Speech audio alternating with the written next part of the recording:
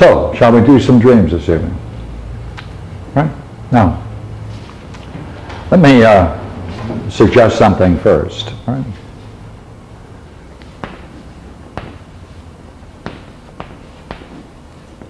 Seneca is a very interesting Stoic philosopher, and he argued that you should be very careful before you study any works. Because, he said, it invariably follows that you take on the author's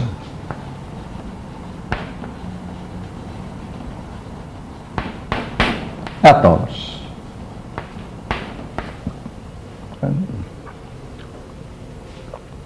Because in those days when you studied something and you learned to read in those days, we're talking about 100 BC, that about 100 AD, the way in which someone was introduced to writing was, reading and writing, was the old way, which is you memorize. You memorize. And when you memorize, then you then adapt it for writing exercises. You adapt it. And then you also give speeches, talks on the subjects that you are studying. Seneca says, when you devote yourself this way, invariably it follows that you also begin to act, or your behavior is very much influenced by this kind of rote learning and dedication to one author. So therefore, he argued that there are many schools of philosophy and many schools of different thinkers and sages, and therefore you have to be very careful which one you pick up, because this is going to mold your ethos. That's more than character, you see. That's character, that's behavior, and that's finally thinking.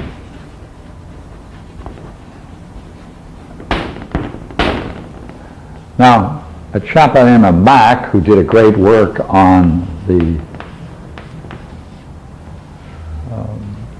Q, the material common to the Gospel of Matthew and Luke,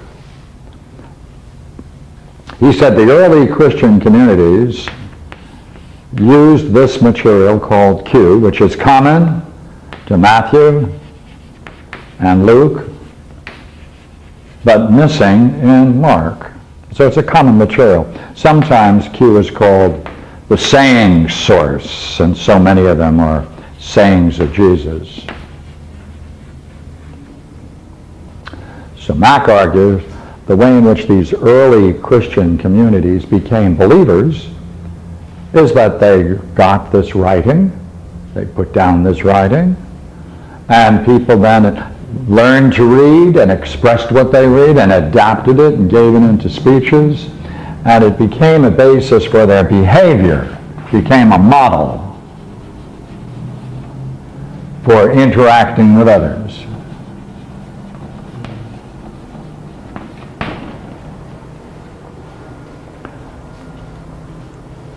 Is this how you become a believer? By the way, this is equally the way you become a mathematician. You focus on mathematics, you make that your major study.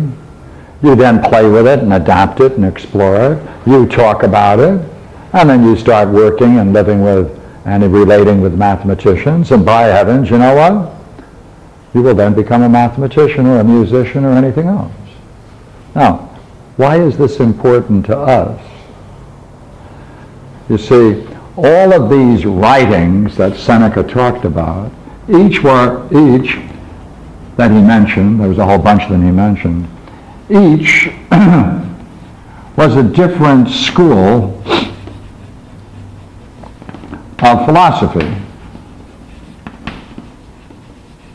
what he calls sage writings. Now, what we're doing, though, is we want to take a look at a dream. Now, notice what we're going to do now. Notice how this changes. We're interested in not something from a different school of philosophy. We're interested in the dream. Now, look what that will mean. Then we'll think about it. We'll try to contemplate it. We'll try to then deal with the symbols. Right. We'll take a look at the images.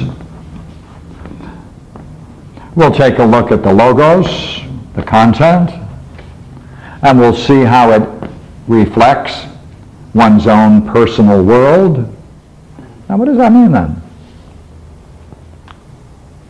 That means, does it not, that if you do this, then you're beginning to discover the intelligibility behind the symbols in the dream, the images that are used, the logos in it, and how it relates to your everyday world. Right? Now,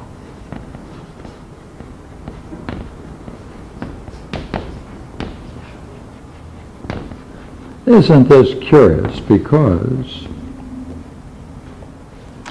you are your own teacher. You're not mimicking something. You're not adapting something alien to yourself. You're not then taking that material that you've adapted and enter it into your speech to become like the author. That's missing. What's going to happen? Well, what's interesting then is you're learning the language of the dream. Right? That's what you're doing, learning the language of the dream. You're seeing its structure.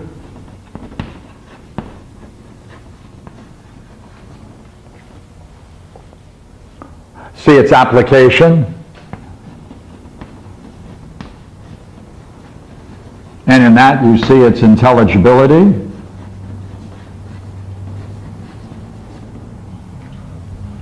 Now,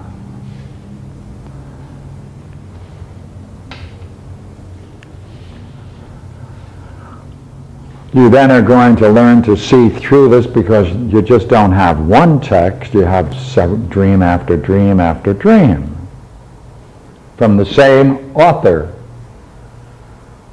From the same author. So you're learning the language of your dreams. Yeah. Well, as you're doing this then, it is going to have an impact upon you to the degree which it can become intelligible and relate to your everyday world. And you'll also be learning a different way of reasoning, primarily dealing with these kinds of things: symbols, images, logos, metaphors, and its analogical significance to you. This is the language of the mind. So you're learning the language of the mind. Or we can say you're learning the language of your dreams, which then, if you can find how it can apply to others, then you're seeing then, you're learning the language of the mind. What we call the dream master.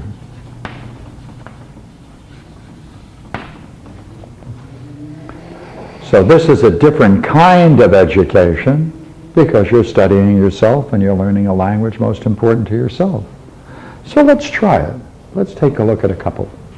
Therefore, let me take this off.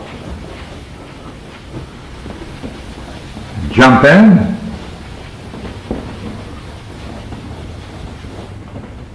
And look at the dream. Thank you for volunteering. Just read it out, and then If anything comes up into your mind as you're reading it aloud that's different, that you're adding, just go ahead and add to it. Go ahead. Okay, there'll be two short dreams that were 2 nights ago and last night. Okay, so which one do you want to do now? They are the last 2 mornings. I'll start with the first of the 2, which would be... The first of the 2, okay. So it'd be Monday, and the other one will be this morning, actually. Okay. This is the next one. And I just wanted to preface it by saying that I've kind of tried what we've spoken about a little bit, where I've gone to bed, and what's really current for me right now is that I'm pretty far through a very large body of creative work that I've been working on for several years. I'm also completely broke, and I'm trying to really discern what move I need to make to try and keep this going, or what. So what I've been kind of putting out as a question is just that: what do I do? I've got this body of music, I've got this novel that's partially finished, and what am I going to do? Can I present these in any manner now to possibly get some kind of retainer to continue the work, or what? So this was a dream that happened twice, and it was the same dream basically. I was in this very beautiful sort of farm estate where there was an old beautiful farmhouse, and it was on a kind of hillside where the hill rolled and then kind of flattened, and then there was another hill that it rolled, and then another where it rolled. So it was kind of, and they kind of continued going downward, though, like steps. Right. And there were children playing. And there was a man who had invented this very interesting sort of flying machine.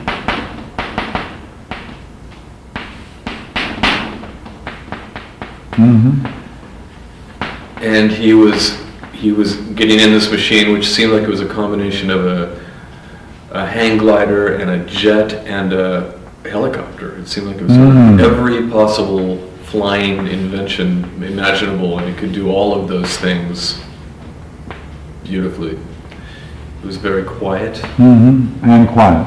Very quiet. Very, very new and interesting and unusual, definitely.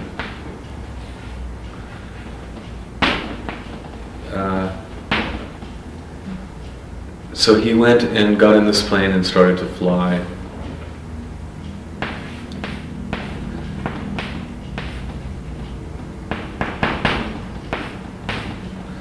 And I woke up, and I went straight back to sleep. And I was back in this farmhouse, and the man was flying this plane.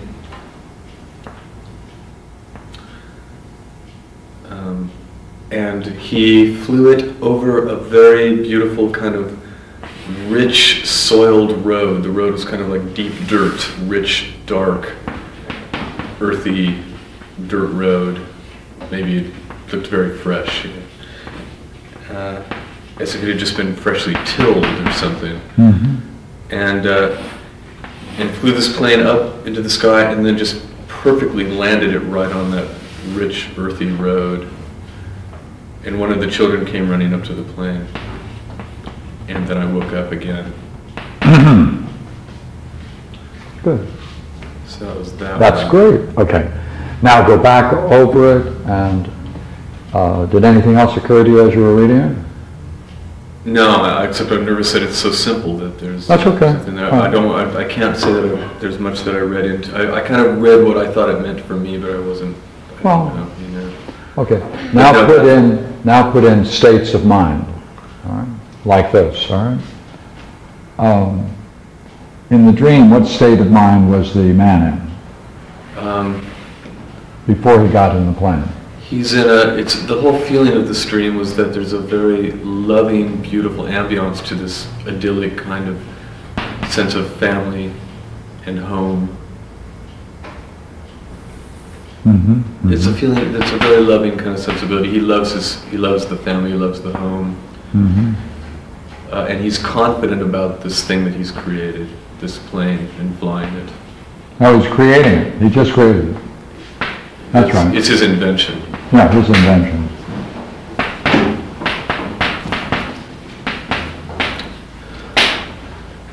And the children? The children they seem happy and excited about it. Mm-hmm. Mm-hmm. It's playful, kind of playful. And he's definitely not nervous about flying this thing. He's confident. When he gets into the cockpit or when he gets into the contraption, how is he? He's confident is just the word. Confident? Still Yeah. confident, right? No difference then, right? No. Is that right? Yes. Okay. And then you wake up and you go back to sleep? Well, he actually takes off, and then I woke up. Takes off, okay. So the scene where he's kind of flying this thing, it's kind of beautiful in the sky in this place. Yeah, you're seeing it as beautiful in the sky, right. Yeah.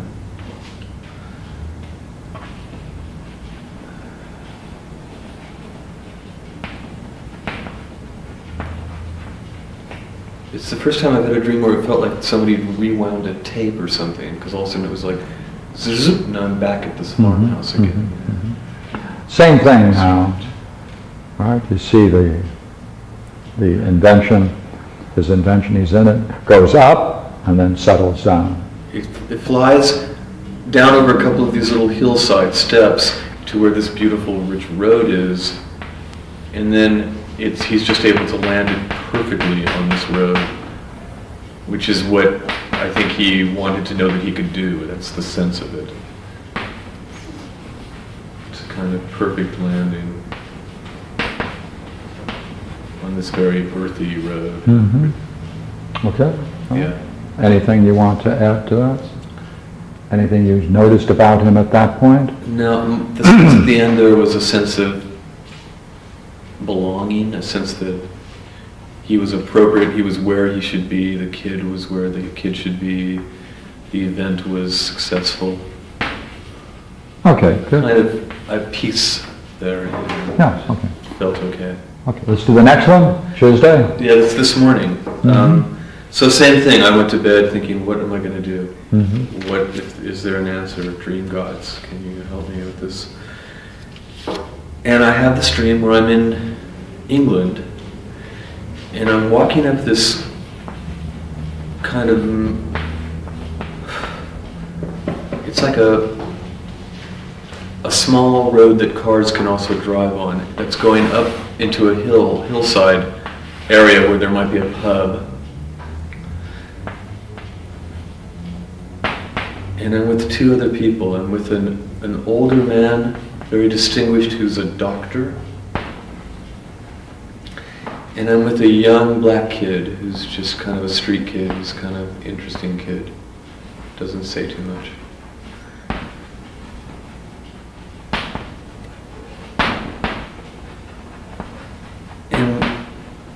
And we walk up to where this establishment is that seemed like it would be kind of like a pub, a place where people gather. Mm-hmm.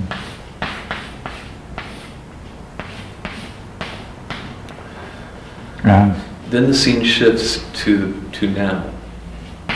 Mm-hmm. So there's like a time thing.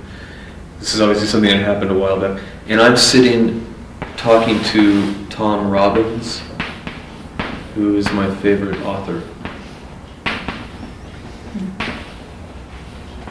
And we're having this I'm just sitting right next to him, we're on like a bench together, and we're talking these faces in this dream. I just see him there. And looking like photos that I've seen of him. And I say, hey, do you remember, I said, this may surprise you, but we actually met about a year ago. Do you remember when a man who was a doctor and a young black kid and I all came up to this place and we met you there and said hello? And I said it was in England, it was about a year ago. And he says that he remembers that. I said, yeah, he was a tall guy, distinguished, he was a doctor, we met at the center. I described the place and he remembered that we'd met. Let me just try and read what I wrote here this morning. Yeah, that we'd met we'd first met while traveling in the UK in the summer. Yeah.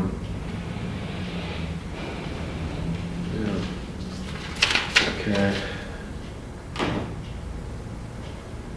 And then all of a sudden I realize in the dream that I'm talking to my favorite author. And what happens to me is I realize that this is my moment when I can ask him if I could show him something that I've been writing. And there's this kind of dawning like, oh my God, this is my chance here.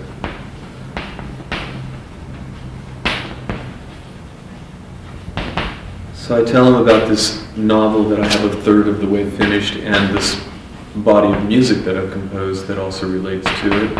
Do that last part again? So I tell him about this novel that I've... 1/3 through. Yeah, and, and the body of music that I've also written, that I have. And I actually start to cry because it feels so... it all feels so present and like exactly where I want to be or exactly what I want to be doing. I'm like, it's it's just something that rings so true, and I'm crying, which tends to be what happens to me when those moments happen. So finally I asked him if he would look at it, have a look at what I've written.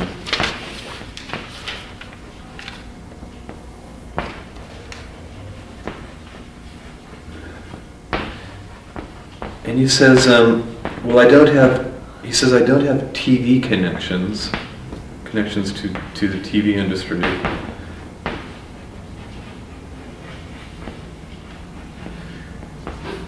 And I say,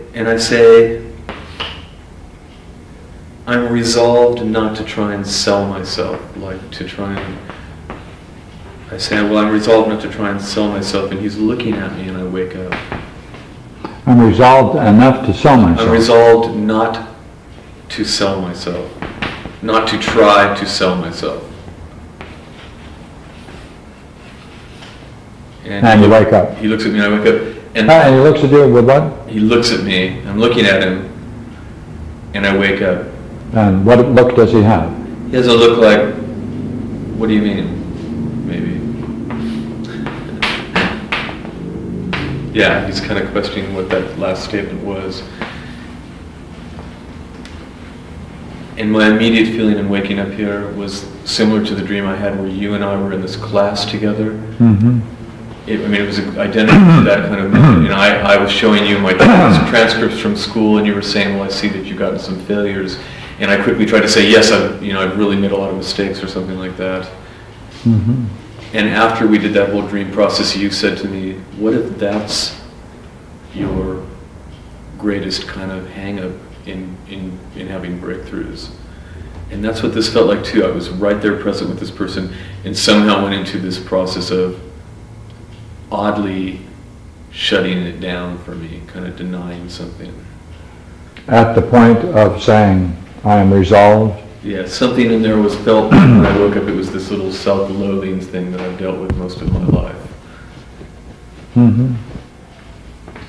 And I was frustrated, but I also then realized, God, waking up at that point was the perfect thing to say what I'm struggling with also. Let's put that in other words. By waking up at that point, it really seemed to me that it left me really looking at this process that I put in the middle of what I want to do the most, all the time, or have unconsciously in the past. Okay, what would you call that? I would call it...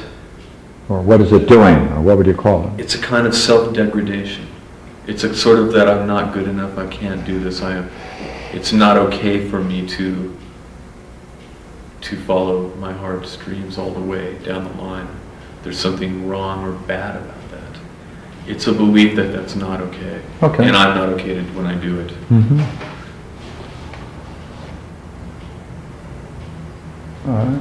And that was real strong. This is the first one, then. That was the first. In terms of time. That was this is Tuesday. That was Monday. Pardon me, Monday. And then the Tom Robbins was this morning. Yeah, okay.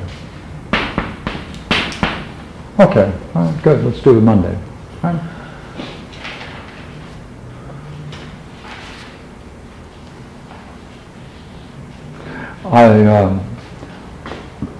I always like dreams that have this aspect to it, because You said you saw the plane going up and coming down. Right? Where were you then in the dream?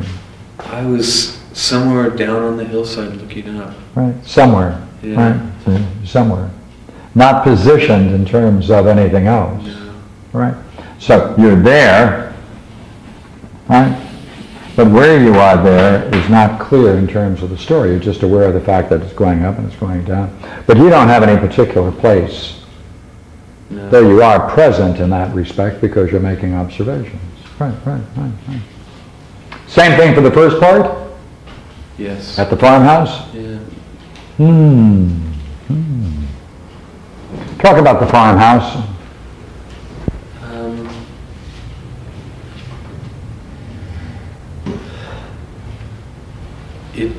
It seemed really like a very idyllic kind of place that I would love to have as a home, or have as a place to have a family. It felt very restful and like a very good place to write or do creative work. To have a family that was, something felt safe about it. It's very beautiful.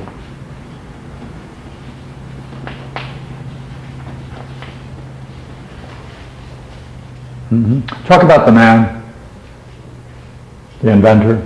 The inventor seemed beloved of his children. Manner, style? I just keep getting, he was confident. Any physical appearance? Anything like anyone? Not that I recall. Huh. So as far as you know, it's unknown. Yeah. Well, that is to say, can't identify with that figure being like anyone else. No. Right?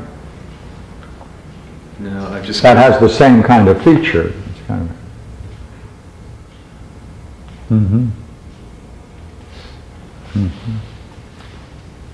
And, all right, Yeah, good. And he takes off. Yeah. And you wake up. And you go back to sleep. And you pick it up. Right? And when you see it going up, any state of mind, any thought, imagery, feeling stage? A sense that there's, because there's one point where I was seeing it flying from behind it, sort of at air level, and it seemed like the hang glider part of it, something very organic about it was working at that time, almost as if it could morph into things. And my sense was how beautiful this thing is. It's working so well, and it's so natural in how it's flying.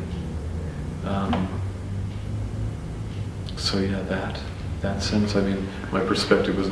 Natural, right? Yeah. Natural and beautiful. Natural, naturally beautiful, yeah. Right. And he lands it perfectly on the road. Yeah. Okay? Now,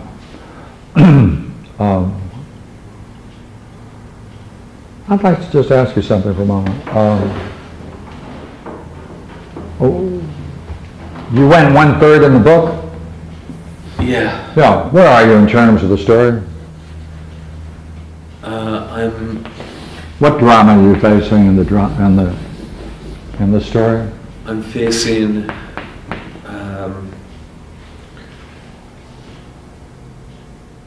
a main character in this particular story is faced with confronting perhaps his greatest fear. He's about to confront his greatest fear. Keep going.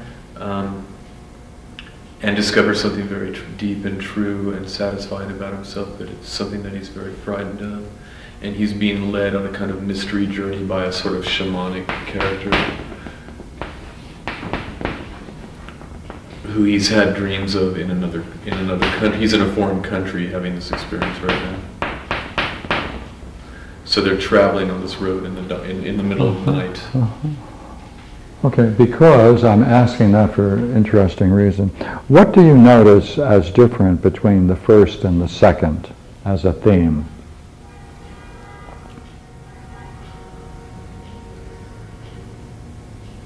And similarly, what's similar? What's different in the second dream from the first is there's a very identifiable character. You're identifiable, he's identifiable. Yeah. And it's very present tense. Yeah. That's certainly different. Yeah. How about similarity? Terms of the people in the dream.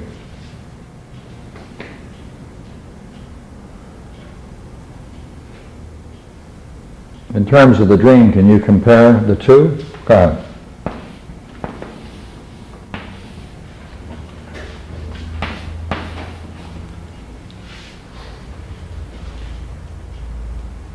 I wouldn't have seen it.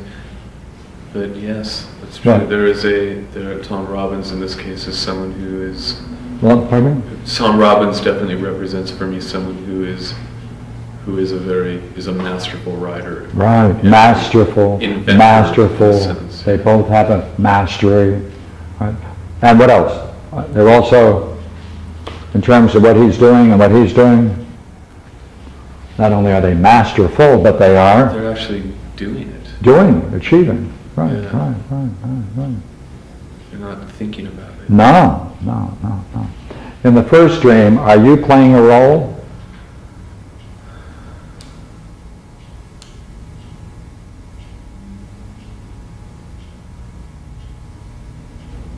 No. But enjoying what you're seeing and encountering? It's like the sound of music or something, yeah. Yeah, sound of music, that's good. Okay, now do the same thing over here now. Here I'm definitely a part of it. Here you are. And even on this little odd walk with the black kid and the doctor, too, you know. It was me in England. It's like I had a past moment in the dream, and then it was immediately current. Right. So when he said yes, he does remember, what did that do to you in the dream? I was surprised that he would remember, but I was glad also. It seemed like an opening to talk to him. Right. Opening, right. Created an opening, surprise, pleasant. Yeah. Right. Created an opening. Right, okay. Then you realize with that opening, go ahead. Now this was as if I wasn't even asleep and dreaming. This was like if it was really present. All of a sudden it was like, oh my God, wait a minute. This is the perfect moment for me to say, look, I actually believe that this is what I do, and I'm writing also. Look at what I'm writing. Yeah, I can ask him about my writing, right there. Right. Yeah. So then you tell him that you 1/3 also wrote some music along with it. Would you like to look at it? All of this rings true, so you're really expressing a deep level of your being, right? Yeah. Now, we now want to see the dialogue, and you have to talk about what it means. So, 1, 2, 3. Okay? Yeah. All right.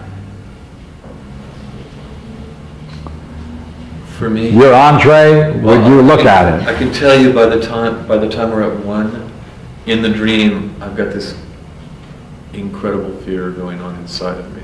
A fear, right. Something new is entering, right? A fear. Go ahead. Incredibly scared. Scared. It's like I'm not in control, or I'm walking in some foreign land now that's real. Not in control, right? Foreign land. Without a net. Right. On the tightrope. Right. Without a net, without something to catch you, right? I'm powerfully in fear, because that's how I woke up, was feeling scared about the end of the Yeah, conversation. good. Okay, let's go back, right? Would you look at it? The state of mind at that moment? Feeling very excited, like, wow, here we go. Here we go. I'm actually doing something that means everything to me. Right. That's what's true. Right. Here I go, right? Here I'm sharing. Right, here I am. Someone whose opinion I would really respect so much. Yes, indeed. Right. Oh, now go to his first statement. He says, well, I don't have TV connections, and I don't know if he's making kind of a joke or something like that, because he's a very humorous person from his books, but I immediately go into weirdness of interpretation, and I'm trying to figure out what he means, like and somehow I get that he's saying he's not interested in reading it or looking at it. No, stay with the words. Yeah. No TV connections. I have no TV connection. Right. Well, TV's like not what I'm trying to do anyway, at all. It's like I'm not trying to do a TV thing at all. So what would you say that first step in the dialogue? See, up to this point, there's a lot of agreement, right? A lot of agreement. Yeah. And now this person... So I'm afraid to even find out where this is going to go right now. Can you believe that? I'm just going to own that. I'm scared now of where I was, and I'm back in the dream doing this with you. And being honest, it's like, I don't know. And that kind of thing is like, I don't want to be, what I'm doing to be perceived as some television story thing anyway. Okay, now go to the second then, that's where you are. I am resolved not to sell myself. Yeah, I'm resolved not to sell myself. And that's relating back to his comment, isn't it? Those are relating back to... That's relating back to his comment. Yeah. Right, because that's what you, see behind his comment? Or what it might involve or lead to? Come on, how would you put it? Yeah, I'm not a big TV guy. I don't know. Yeah, so my thing is I'm resolved not to sell myself, meaning I feel like I'm responding pretty intensely to the thought that maybe what I want to do is just write something that can be like a quick pop sellout thing or something like that. I'm hoping that this is a little deeper than that. And this has an interesting effect on him.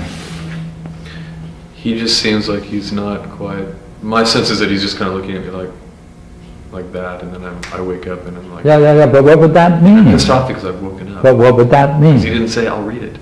To me it means that he's not understanding what my response was to what he said, perhaps.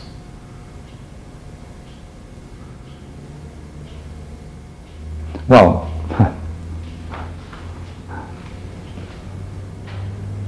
But at this point, I could be doing what I do, which is if I get in fear, I don't know how to read people at all. Anything starts to just back up my fear. He's looking at me, he's saying something that means that I'm no good. He's saying something that it's not worth it to even read what I've done. I've made a mistake saying that I've done this in the first place.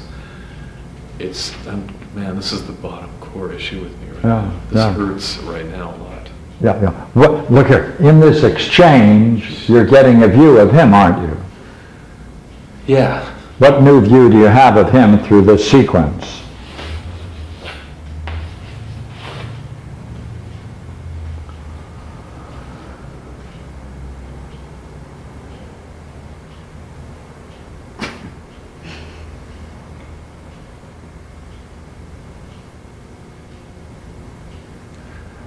That maybe he's kind of, what's possible for me is that he's kind of, he's being very light and I'm taking it all really heavy.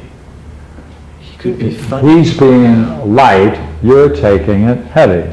Yeah. What does that mean? He is being light. Meaning that he could just be being kind of humorous and knows that, and very well knows that this means a lot to me. He's making kind of a funny joke. And if he is being humorous at this point, what do you think of that kind of humor?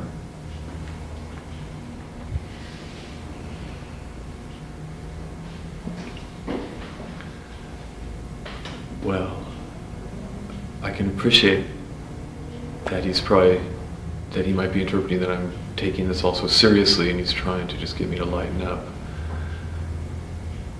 But really, what's going on is I want him to take me very sincerely. Right. I want him to hear me sincerely. No, because look at your question. Would you look at it? Yeah. Yes. It's kind of almost like I feel like there's a slight ridicule in the response. Yeah, almost. Yeah. getting a new insight into this person. That came as a surprise, did it not? Yeah. Yeah, yeah. But my way of looking at it would just be to immediately figure out what I'm doing wrong, where I'm not understanding or where I'm screwing up. But in this case... In this case, if we look at it cleanly, I've just been very sincere and excited. And who's doing, and who is... Open heart, yeah. And who is doing the misunderstanding in this Tom's being a case? little bit caustic, perhaps. Who? Tom. Tom. Not that Tom Robbins. Yeah. By heavens. Not my hero. Well, then what are you seeing then about this person who was a hero? Right? You're seeing something. What are you seeing? Seeing that he's human and doesn't know everything. About her? That he's human and doesn't know everything. Is that what it means? He's human? Well, maybe not in the platonic sense of human, but... Is that a good way to express it? Oh, this shows that he's human. Good. No, that's not a good way to express it. I'll change it for me so I can put it on the board. Yeah.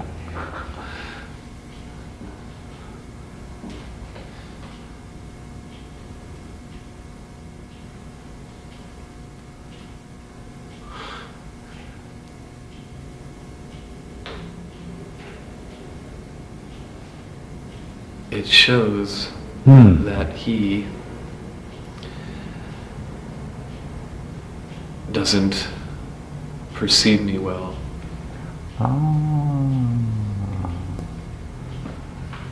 Doesn't perceive the situation or you well. Yeah, he's not being straight with me. If he not being straight. If he doesn't want to read it, he just says no. Yeah. If he does, he says yes. Good. What I don't need is the in-between sort of sarcastic statement where I'm trying to figure out what he means and trying to play off of it, which is familiar from my home life, for example. Are you letting his comment go, or are you challenging it? I'm challenging it. You're challenging it. Yeah. That's why it'd be interesting to just notice that look on his face, see? And to see whether there's anything that can come out of that. So if there is any sense of what state of mind he may have been in as a result of this, it would certainly be worth it. But if it's not in the dream, don't add. It was like the last thing I saw was his face, again, just looking at me, very kind of straight up, not really, I don't really recall if he was smiling or laughing. So as far as we're concerned, he just looks. He's looking at me, yeah. You added before, he may be in a state where he may be reflecting, what do you mean? It seemed like he might have been. It could be it's either just plain or it's this. Yeah. But it's not verbalized. No. And it's not clear to decide which. That's okay. No, I couldn't believe I woke up then. I was sure I'd get this last sentence out, you know. Now, you have this sense of that being in a foreign land, right? Fear, not in control. Remember that? The foreign land was from where we'd met before. Yeah. Now we were somewhere else. Yeah. Like maybe back home in the States, but I wasn't in my home. Yeah. Yeah, okay. You say you experienced this, though, in the dream. Yes. Yeah. Add more words to it. It was just odd. It was like there was like a little mini travelogue vision of me hiking with these two people I don't know from my life, a doctor and a young black kid. And then I was able to relate that as a way to say to Tom, well, we met you once when I was having this little travel journey a year ago, and it could remind him of the other two people. Okay, now watch what I'm doing with this. I don't want to, And I want to be accurate now. I mean, I did say he was a doctor, if there's anything to that. Are these the feeling states that you experienced in the dream when you were going along with the doctor and the young man? Yeah. Huh? Yes. Okay. All right. So, and he's going to the pub, all right? People are gathered there. Now, when you asked Tom, do you remember that we met a year ago? that scene is where? In terms of, is it this one in the pub? No. Or is it this one? Or is it just a year ago and it has no place or locale? It's like, yeah, it's like I got a little history that I could use in the dream in the current tense by saying, and I even saw what it was. I'd had this traveling experience, and we'd met Tom Robbins, I guess, in that establishment, and I was now referring to it in the present encounter. Yeah. But it's not directly related with these three people, or is it? A moment ago you said yes it was. You said this sense of being odd and in a foreign land, little me, right, and a certain fear and not in control was here. No, I was saying that's when after I asked him if he wanted to read the book, that's when I... That's what I thought. I want to make sure of that. Yeah. Good, thank you. That's where all of that went in. Okay. So it's when you were asking him this, that's when that state of mind. When I got I have no TV connections, then I got all that stuff. Good. Bing, bang, bing, boom. Good. So when did you experience this past couple of days? Odd, foreign, little me, not in control. In my life, outside of dream life? Yeah. Most of the times that I'm going over what I've written or looking at this music and just kind of refining lyrics and things like that, and realizing that I'm dead broke and don't know what I'm going to do, and thinking, and also just thinking, boy, this isn't good enough. I've spent all this time on this thing and it's just in my mind that this has got any value. It's the big fear, like, what if I'm completely wrong, if I'm not even close about this stuff being interesting? Mm-hmm. Is it good enough? Yeah, like crazy, and yet it's everything that I believe is good. Is it good enough, right? Yeah. And you need some loot, right? Right? You're facing that. Mm-hmm. Mm-hmm. It's kind of like I've gotten to this place now where I'm not thinking about doing it. I've actually completed quite a bit, and I'm really at the place of saying, I guess it's time for someone else to have a look and kind of see where that's at. And all the steps up until this point have felt so beautiful in the process. All of a sudden I'm looking at it and going, boy, this is crap. This isn't good. That's when I get that kind of fear feeling going on too. And it's juxtaposed with this sort of flying machine inventor perfect landing thing, where it's like, I'm also right now in this place where the other thing that happens is I've never felt cleaner and truer and more cohesive in myself ever than right now what's going on. Yeah. Because I'm so clear that this really is me, and I never really knew it. I did everything close to these things, but I never did it. No. Ever. So you're doing your dream, and it's like this dream. Yeah, and I like the whole thought of it. I like the whole thought of having children someday. I mean, I've never had a child or having a relationship, you know. It's like all those things that I don't do these days.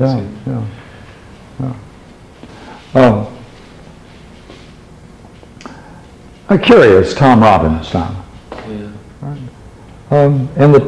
Talk about Tom Robbins. Talk about. I've just always appreciated his writing because he's very wild and wildly creative. I think he's very eclectic, very off the wall, does a lot of unexpected things in his stories.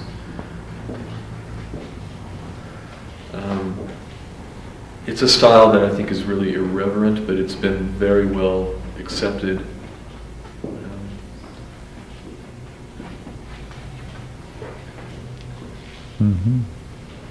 And I'm always surprised by what happens in his books, something just totally unexpected. A little like Milan Kundera is a little like that for me. Something just comes out that's totally unexpected, and I love that process. And he plays with time. He'll be in a story and he'll come to the present and do something and go back, or just talk about his typewriter or something like that and go back. Yeah. So I guess he seems very free to me, freed up in the process, which I appreciate. some writers start to feel like they're stuck in a style as much as it's brilliant. As books continue, they're always in that place, and he seems to kind of keep going somewhere a little freed up. Mm-hmm. Would you agree what you're doing? See, now all we're going to do is take it on a metaphoric level. That means when we use the word Tom Robbins, what you are going to consider is not Tom Robbins, but the way in which he writes. Wild, creative, eclectic, certain irreverence, right? Yeah. We're going to move it out of the image into the metaphor, right? What it means, right? The metaphor, the image and metaphor, right? Yeah. Right. Yeah. So,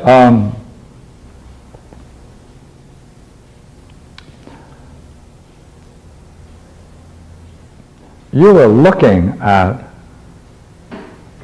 at Tom Robbins. You were looking at, and you wanted that kind of person, that kind of qualities to review your book. Yes. Yeah. Definitely. Yeah. What do you think of that? You know your book. And you know that writer. And you know if this is what he is, and this is the way he expresses himself. Then I think I'm imagining that if he approves, then I know I'm okay. If he approves, yeah, okay, so.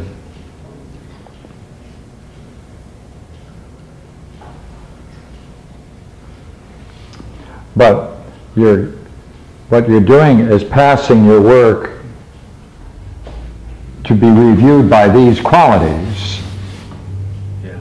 Aren't you? Yeah. Right?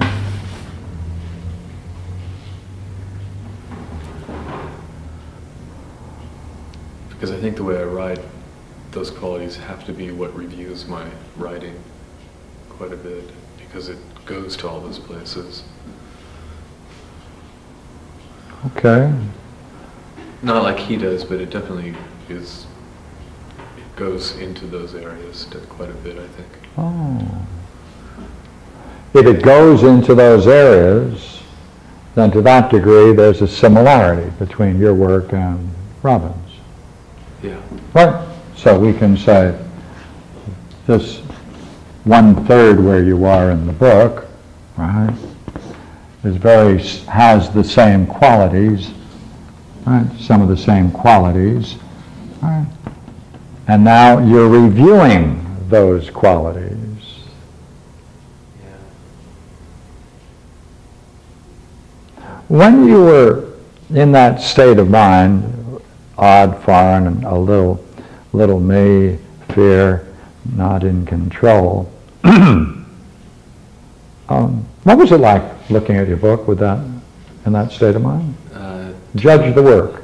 It was catastrophic. Because I was certain I would be completely discounted for what I believe, for not what I believe, for what I'm creating, for who I am. Yeah, you'd be discounted, right? Yeah. Right. Right. This dream picks up that, doesn't it? Yeah. Right, right. But you confront him, don't you? Yeah. You confront it. Yeah. Hey, I'm not into selling myself.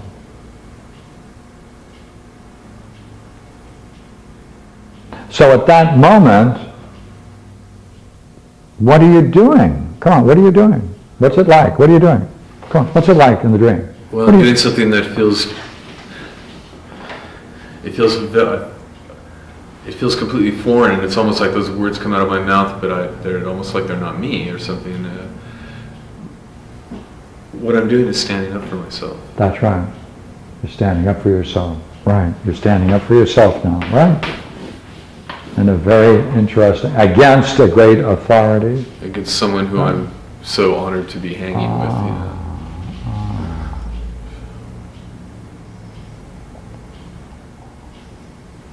Uh-huh.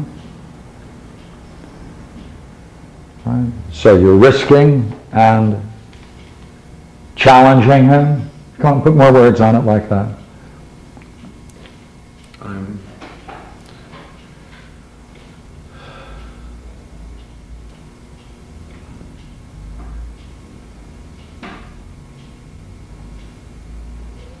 Well, I feel like I'm dealing with what seemed like a kind of insult in a way.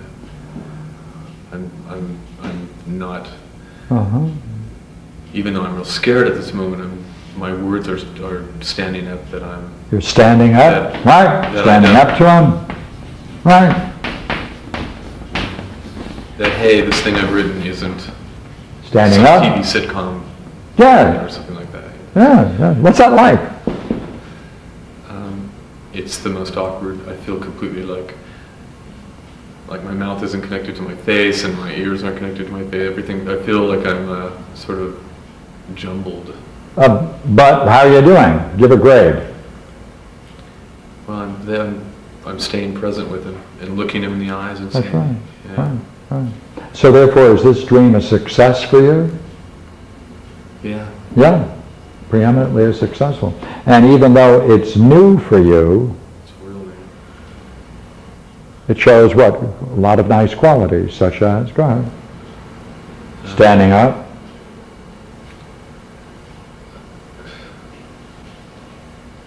Confidence in confident. What I've been working Come on, confident. Go ahead, more. Confident. Perhaps a kind of self-love or appreciation. Even. Right. Accepting self or self-love or appreciation, right?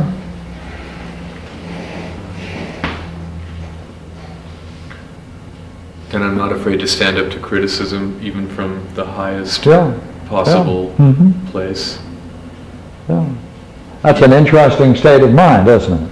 Even if it... Right, at that moment, standing up, confident, right? Love of the self, as you can accept yourself, love of yourself, right? There's an appreciation. Well, that's a very interesting state of mind. Keep those together as a state of mind. Do you notice something curious about that state of mind in the next dream? In this dream, the earlier one? Well, the thing that I sensed about this dream, and I do when you show that, and I mean, I would have never seen this end outcome of the Tom Robbins dream being so successful. There's a sense that this inventor here knows he can fly and land his invention right where he needs to do it. Yeah. He's going to get it there, and it's going to be okay. Confident. Yeah. Yeah. No, confident. Yeah. Yeah.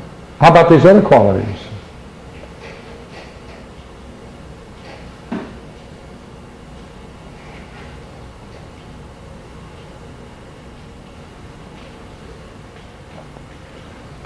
Remember how you described him before? Yeah, you could tell he loved being... Confident, loving.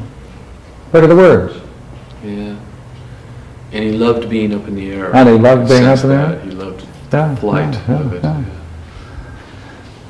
Yeah. You see, in a dream, this is a hypothesis now, you see.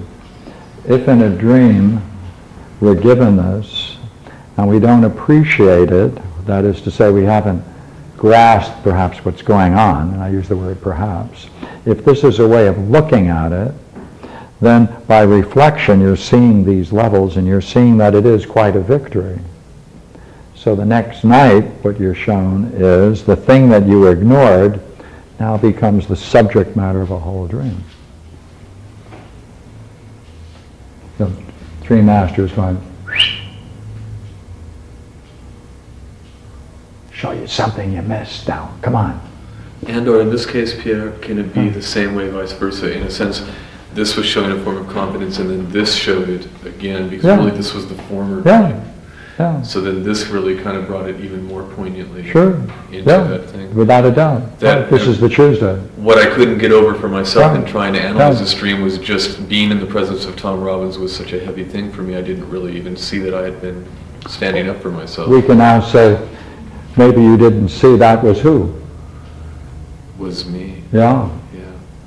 And so you got the dream, came out, look at it that way. That, hey, what are you? Who are you then?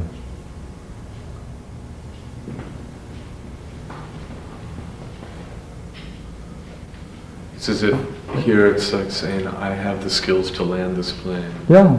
This crazy Yeah. morphine Mhm. airplane invention. And therefore your fear that you're not good enough. Which is my bottom line greatest fear. In everything I've ever done. Ever. Except this dream. Yeah, good point. Yeah. So a challenger, right? What does it do? It brings you back here, doesn't it? Yeah.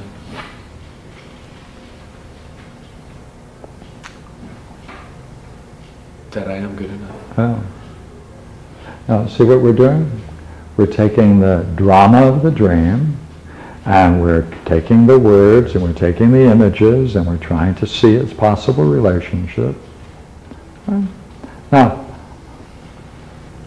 isn't it going to be curious that if we learn to think this way, or see this way, or understand this way, then we are then understanding the way the dream is molding.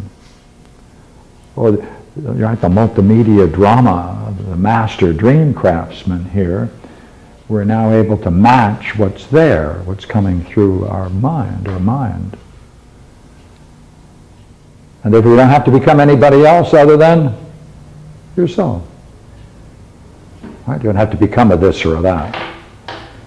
And that has an ethos to it, going back to our point, right? That shapes our character, that shapes the way in which we can talk and relate, and makes us appreciate certain levels of human existence, which is, hey, dreams may bring some insight and forces us and brings us and turns us around to see things that we have ignored that are important to our own development.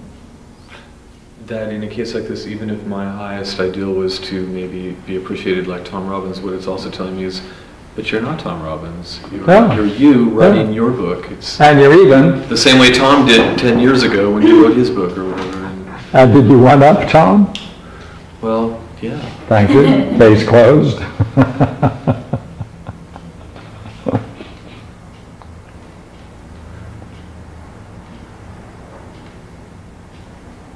What's in a dream?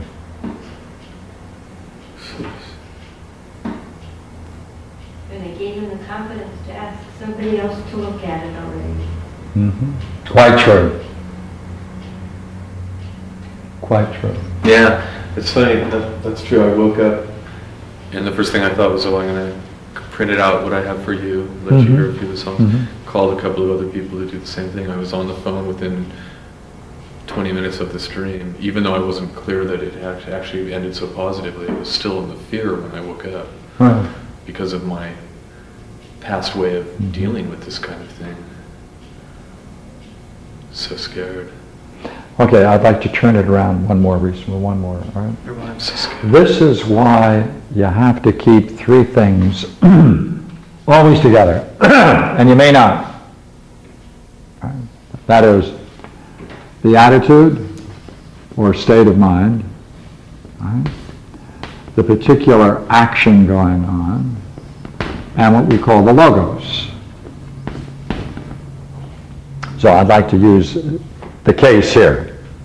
Would you look at it? I have no TV connections.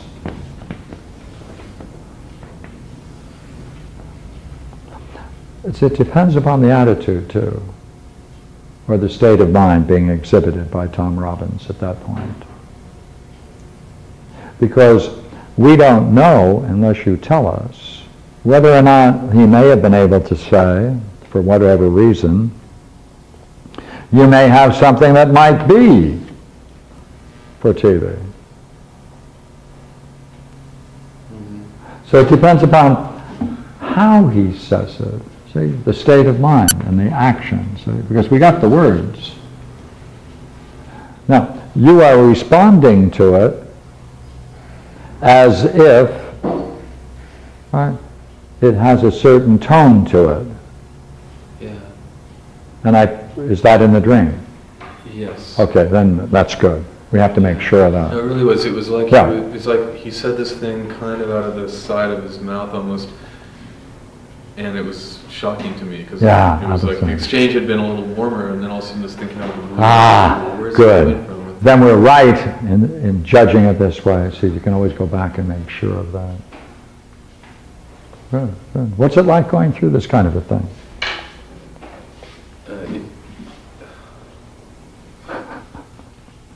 Because remember Well, you said, I was re-experiencing it just going yeah, through. a moment ago you were re-experiencing. I was Yeah, in that terrified sense of, yeah. I'm so,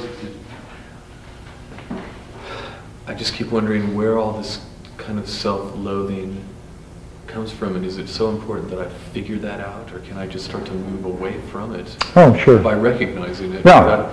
I don't have to kind of go, well, that was it when I was 2.5, this happened, and Yeah, that's, let's do it. There it is.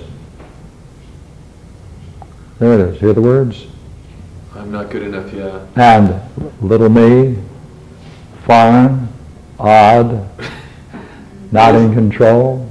That is, Hey, what scene is that? well, that's me being the youngest of 5 kids in my family. Not every youngest child in a family of 5 experiences that, unless you tell us Well, I mean, some particular scene where that occurred. well, my brothers and sisters never did anything with me. They kidded me that I was adopted. That Mhm. I Mhm. was weird and different than them. Mhm. I used to hear voices. I saw things. Okay, then if that's a state of mind that persisted in the household, someone allowed it. What were your parents doing when they saw that, heard that? Well, my dad was busy making money, and my mom was busy being a good. What? My mom was busy being a good housewife. My dad was busy making money and being. You mean they allowed the other children to do it? Yeah. Yeah. Thank you. Say it again. What did they allow? They allowed the other kids to. Play that tune on your head. Yeah. Why? Because I was weird and not good enough. I hear that? Because I really was not good enough. That's buying, that's accepting, that's assuming the truth. It seemed like Of I was the the only charge. one who ever did it. It seemed like I was always the only one who ever did anything wrong. I was the only one Yeah. who Okay. tested the limits, who All right. pushed the probe. If you can get particular scenes where this went on, when the parents were present. We even had like the family dinner table, and I had this little tiny chair on the corner of Oh, the table. good. A little, I also had a yeah. proper Oh, chair. good. All the way up until through teenage, I had this little. Still have that little chair. that I couldn't fit at the table, you know. It's like. Yeah, I good. was the leftover or something. Yeah. See, if that's what we call the milieu, if that's the standard background, then you're going to assume that's true. Yeah, and it seemed to me that I'd carried it on into friends in the neighborhood. I just couldn't connect. I didn't connect with other kids. I didn't get it very well Right. at all. Now, if the next few dreams you have, let us see what it does to this. And let's see how this plays a role in your life. And that'll be another talk.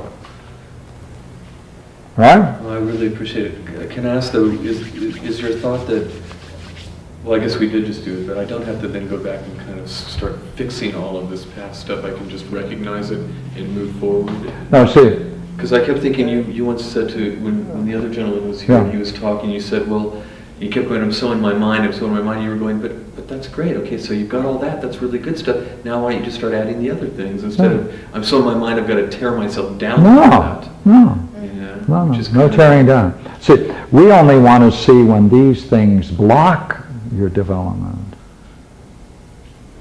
So, because you're finally going to have to say, are you not? Yeah, that was my family. Yeah, okay, but that's not me anymore. Because you're answering it, you see. Yeah. You're answering it in your dream. Do you know, Pierre, because I've been kind of caretaking my dad, he's not too well, and Mhm. it's given us some opportunities for me to really just Yeah, be pretty present with him. Sure, Because he's sure. also at the end of his life, he seems a little more Mhm. accessible. And he's kind of a captive audience, I suppose, too. But I mentioned to him, I said, did you realize that when I was in 3rd grade, the public school that I was going to started sending me to a psychiatrist? And he said, no, he never even knew. He never knew. Who did? My mom knew. Then we have a serious and interesting question. Yeah. Why didn't she tell Dad? Exactly. It's very interesting. Right? What is she doing? You have to put a name on it, you see. Finally, you have to put a name on everything. Yeah. Yeah. Yeah, because when this drama was going on that your brothers and the other children are playing on you, someone had to allow it, and that's probably Mom, not Dad. He was working, as you said, away working. Yeah. Oh, we'll look at it. Yeah, well, thank you so much Good. for all that time. Good. Thank you for your help and your contribution.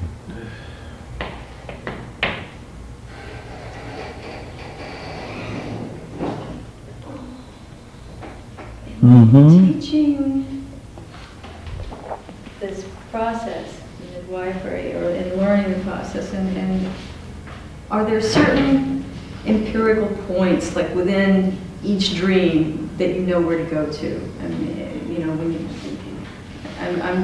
I'm talking specifically as a process. It's always the same. You do it as you would to understand anything. See? Like anything. I look at a dream as a person's private book. That's their book. This is your book. And we have to approach it with as much integrity as we can. So I want to fill it in where there are blanks, states of mind. These 3 things I always look for because they play such an important role in any story. See? And then I'm looking at it, and in this, he was missing. So you kind of fill it. You're filling it out. You're going to where it's. Like I'm getting him to fill it out. Right. See? So this is successful.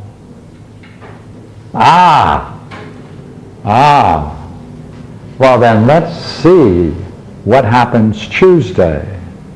Why, see the language? The language? All right. And then I went here, right? Here it is. And then we spent time on what does this mean, just as you would in a story. Just as you would in a story. You want to make sense of it. You want to understand it, not in your terms, in the author's terms. And so I ask. I ask. But it's extraordinary because I'm interpreting as the author that from a fearful place, and you actually took me a little further through that. That way it's a little different. Well, I don't come with any set interpretation. Right. See, so I play, give a person a lot of room to play and to reflect back and forth and put it back and what states of mind, and then we found another state of mind in there. Right? Gosh, that opened this up, what he was doing at this point in his writing. Oh. Then we went back to here and stayed. And then, oh my gosh, a lot of nice things came up as we saw how we can understand that and the meaning of it. Why, it gave us these, it looks like these qualities are like that qualities. Right? Knitting. Threading, I call it. Threading ideas together and images together. I hate to use the word, but are there rules, like in things not to do that would impose maybe something that would alter? Well, yeah, you don't want to type anything in of your own. So, but that would affect the way you ask, then. I mean, there's everything. Very careful. I mean, the way you have to be very careful. Now, it's only when we got so much material that I had a leading question, which perhaps if we had more time, I wouldn't even do that. When I said, you notice this and these qualities. Whereas if I had more time, I just would have had a cup of coffee and said, by the way, see any similarities anywhere in the dream? And just wait for them to be discovered.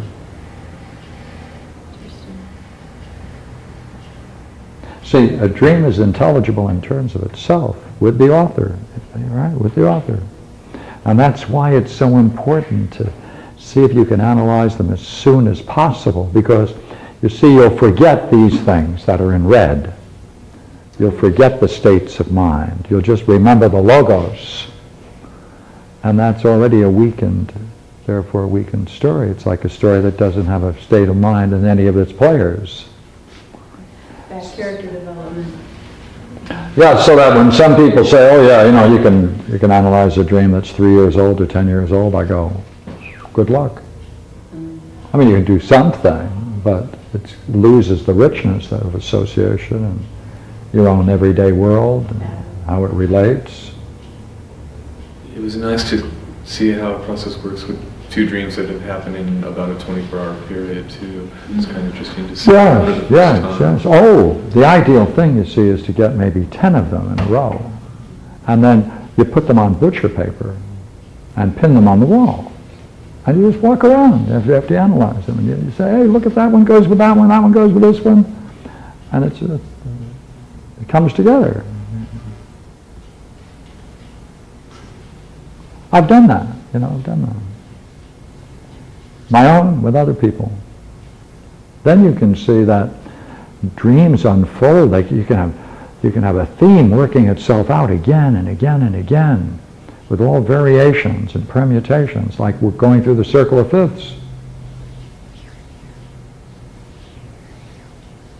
Yeah.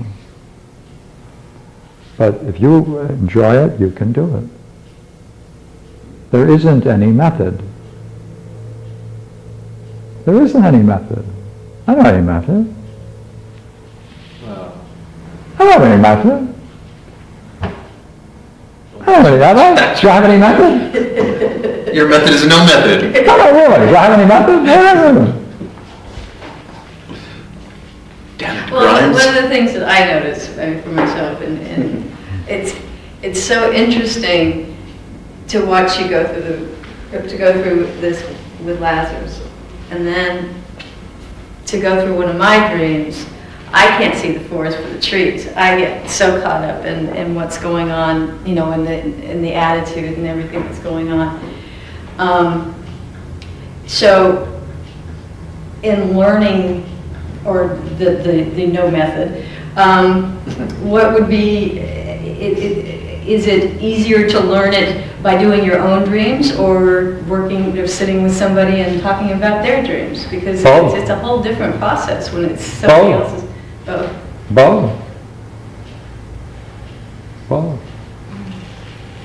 The reason why it's important to have a kind of a dream culture where people come together to do this is that the most interesting thing about dreams is that it will show you a part of your life that you hadn't anticipated. And therefore you can't recall it. And you can't question yourself about it. Because you overlooked it. Because you're not aware of it. Because you're not aware of it. So it's almost doing a transcendental thing. It's bringing something into consciousness that you're not aware of. So that someone else could say, oh, and you go, oh, there it is. Well, this is a big deal. I never would have seen this as a successful dream. I would have thought, I was cursed by the idea that I'd woken up too early, and all it was about my fearfulness. I mean, I couldn't have seen that at all. Is it good enough to review? Yeah. Now, why did you wake up then? Did the moment bring you out of it, or did you have an alarm clock? Or No, I literally just woke up, and I was really surprised because it was like so current in my head at that point, and I couldn't believe I'd had this dream where I was talking to that particular author. It was unusual. Mm-hmm. And I've never really had dreams where anybody famous is in my dream that I'm aware, that I remember so far. So I just kept thinking somehow I'd blown it in our conversation, and then I look up and it was all fucked. Let me say one more thing about dream work, okay? I don't think dream work is any different than when you're listening to someone and you're trying to understand them. Really.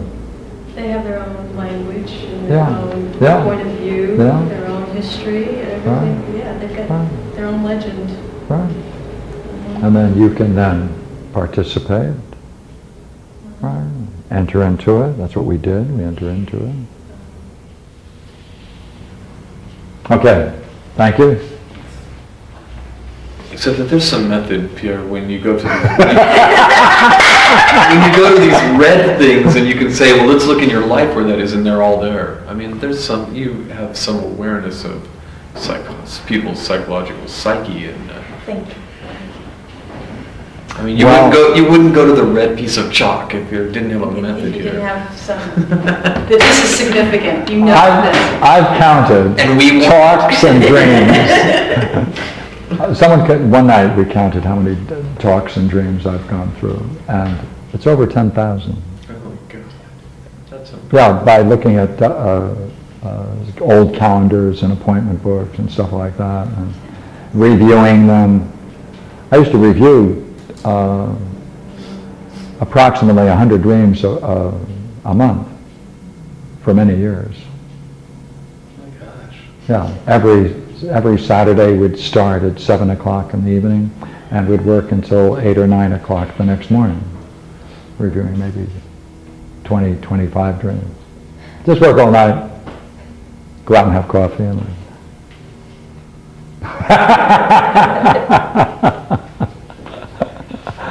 All right? It's kind of neat because it's hot off the press from the Great Mystery. Hey, the mind is intelligible. It's hot The off mind the is press. intelligible. It's the most frightening thing for many people. Hey, the mind is intelligible. The difficulty of this is, you say, I was talking to some psychologists. They say, well, we can't put this into our training. It doesn't fit into our books. It doesn't fit into our tradition. You can't teach it in college. You can't get units for it. Some people will be able to do it and others will not. Therefore, it can't become a profession.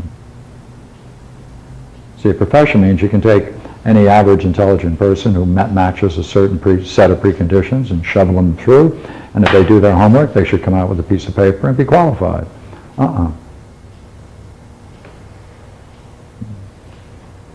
Knowing Freud and Jung and everyone else, this doesn't help. Doesn't help. Just have to learn the mind, understand the language of the mind, the images of the mind. And that the mind is intelligible Yeah. that's a spiritual concept that psychology isn't going to go near. With no interpretation. See, they come with their bags of interpretation, tricks and interpretation. I go, yeah, I do want to take a look at it. Yeah, take a look. Well, it's a way to get to know yourself. Way to get to know anyone. All right. Maybe we quit? Maybe. Thanks. And now I'm going to have my gourmet cookie.